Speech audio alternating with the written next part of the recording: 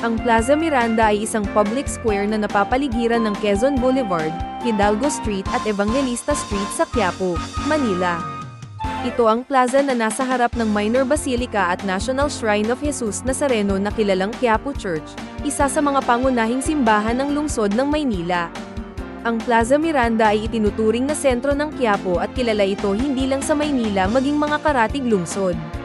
Pinasinayaan sa kasalukuyan nitong anyo ni Mayor Arsenio Lacson noong 1961, ito ay ipinangalan kay Jose Sandino y Miranda, na nagsilbi bilang kalihim ng Treasury ng Pilipinas sa pagitan ng 1833 at 1854. Itinuring na sentro ng pampulitikang diskurso ng Pilipinas bago ang pagpapatupad noong 1972 ng Batas Militar.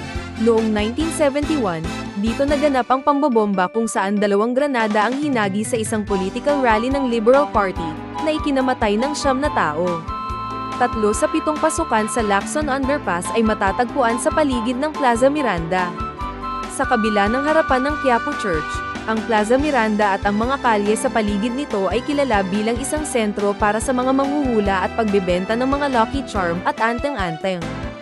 2 sa 4 na sulok ng plaza ay naglalaman ng mga historical marker. Isang plaque na gumugunita sa pambobomba sa Plaza Miranda noong 1971 ay inilagay sa timog kanlurang sulok. Habang ang timog silangan na sulok, sa harap ng Quezon Boulevard, ay may 35 talampakan mataas na marble obelisk sa tuktok sa pamamagitan ng isang estatwa ng isang babae na ang mga nakaunat na braso ay may sulong, na kumakatawan sa kalayaan.